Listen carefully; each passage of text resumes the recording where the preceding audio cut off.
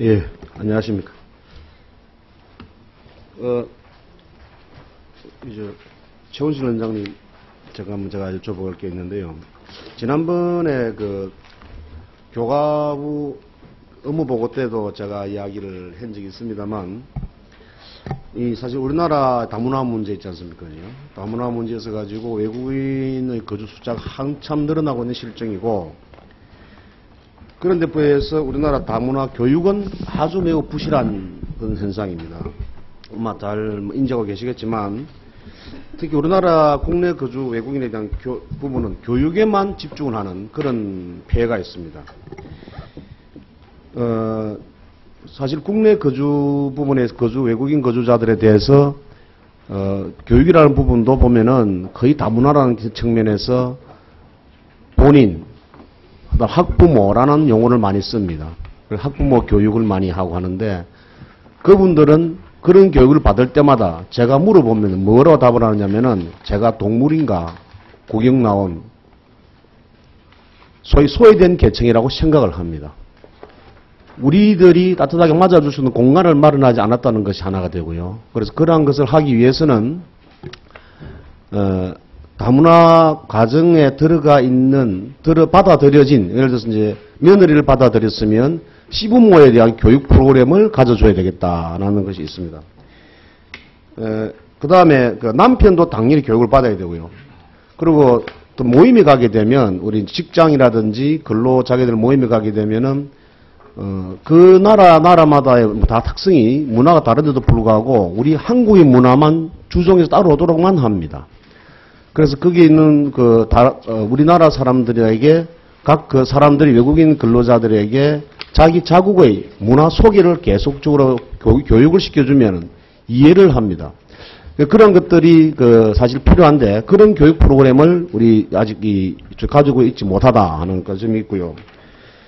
그래서 이 문화를 갖다가 포용할 수 있도록 우리 스스로가 변화를 해야 되겠는데, 원장님께서 어떤 교과부와 협의를 하셔가지고 이런 다문화 가정에 대한 교육을 주변 사람들에게까지도 전파할 수 있는, 확대할 수 있는 그런 계획을 혹시 없는지 한번 말씀 주시죠.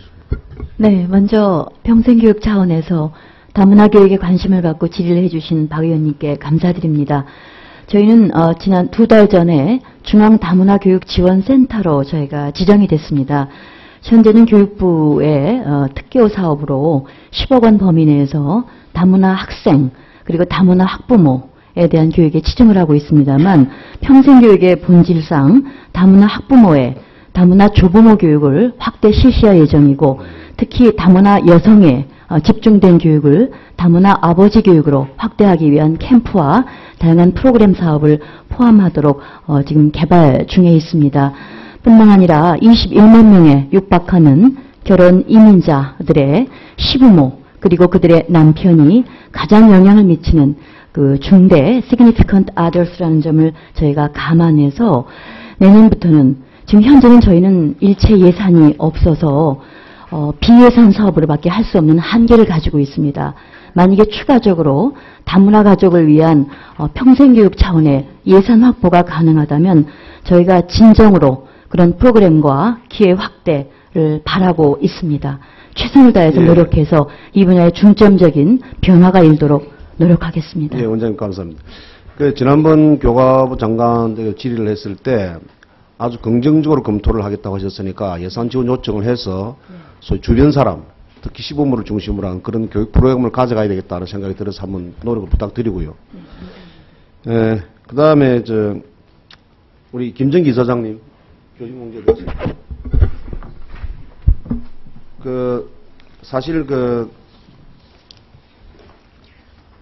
공무원교육원에서 보게 되면은 뭐가 문제가 많냐면 학교 장터 이용을 많이 하도록 유도를 합니다.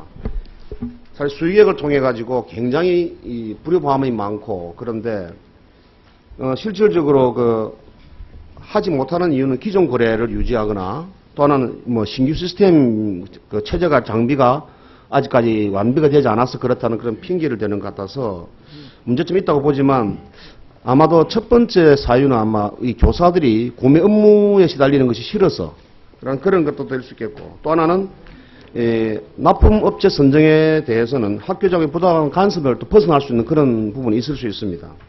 그래서 이 학교 장터 활성화는 지금 사실 1.5%밖에 안 되는데 상당히 문제가 많은데도 불구하고 학교 장터를 활성화되어야 된다고 생각을 합니다.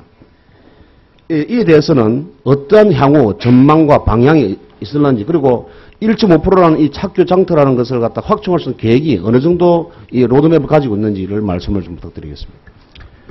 예, 학교 장터에 대해서 관심 기울여 주셔서 대단히 감사합니다. 학교 장터가 작년에 비해서는 매출액으로 보면 59억에서 한 170억으로서 1년 사이에 상당히 많이 상승을 하고 있습니다만은 의원님이 지적하신 대로 학교 내의 사정이라든지 또 등록업체가 그렇게 많지 않다든지 또 시도교육청의 구매 담당자 또 선생님들의 교육이 부족하든지 시행 초기에 상당히 어려운 점이 많이 있습니다. 학교 선생님과 구매 담당자에 대한 SDB 교육 연수도 지금 계속 저희들이 하고 있고요. 지역 등록업체에 대해서도 지금 2만 5천 명이 등록하고 있습니다만은 좀 더 많은 분들이 영세업자라든지 중소기업인들이 공급부처로 등록할 수 있도록 최대한 저희들이 제도를 보완을 하고 있습니다. 아주 영세한 분에 대해서는 저희들이 공인인증서 발급도 무료로 저희들이 할 수 있도록 하는 그런 제도로부터 시작해서 차근차근 하나 지금 제도를 보완하고 있다는 말씀을 드리겠습니다. 예, 보완을 하시는 거는 좋은데 지금 상황에 있어서 구매하는 그 과정 속에서 일어나는 폐해가 보면은 굉장히 많지 않습니까? 그죠? 따라서 지금 현재는 이용률이나 금액이라 보면 2%가 안 됩니다. 그럼 결과적으로 90몇 %가 전부 다가 실질적으로 자기들 나름대로의 수익액을 통해서 한다는 이야기가 되는데 그에 대한 조치가 있어야 된다고 저는 생각이 들거든요. 그래서 처벌이 필요하면 처벌도 해야 되고 그러면 조금이라도 중징계를 통해서 두 번 다시 그런 것이 없도록 만들어져야만 학교 장터가 활성 안 되겠는가라 생각. 예, 알겠습니다. 저희들 시도교육청하고도 협조를 해서 학교 장터를 이용할 경우에는 청렴도 평가에서 면제를 해준다든지 청렴도에서 가산점을 준다든지 해서 일부 경북이라든지 인천 이런 데서 상당히 실적이 급격하게 상승되고 있습니다. 시도교육청과 계속적으로 협조를 해서 그 부분에 정말 조달 구매에 있어서 투명성과 건정성이 확보될 수 있도록 최대한 노력을 하겠습니다. 예, 잘 지켜보도록 하겠습니다. 예. 예, 박성호 의원님 수고하셨습니다. 역시 제가 전문가가 아니라서 우리 위원님들이 우리 대기업에 그렇게 질문이 많은 줄 미처 몰랐습니다. 다시 한번 의원님들에게 유감을 정말 표시드리고요.